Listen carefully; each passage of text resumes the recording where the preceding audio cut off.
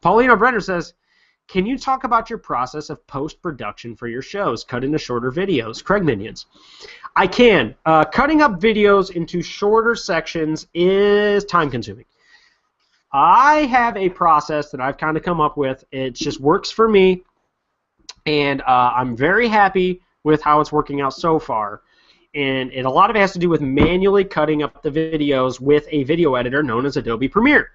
Adobe Premiere, I have the Adobe Creative Cloud suite.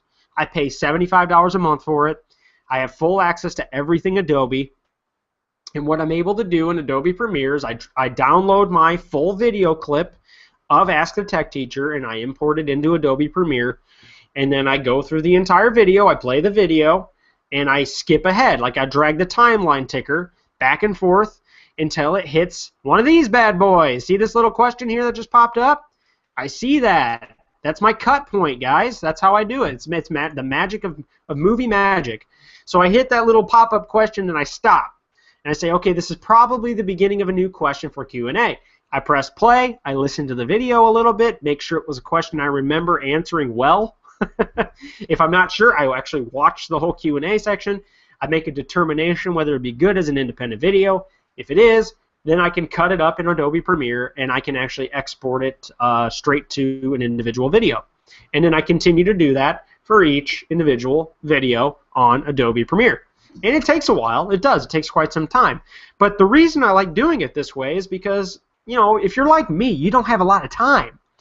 And so what I can do is I can upload these smaller 5, 4, like some of them are 1 minute, 1 to 5 minute answers to questions. I can cut them up into smaller videos, and then people who come to my channel or my website, CraigTheTechTeacher.com, they can just watch that Q&A, the ones they're interested in, and then they can move on.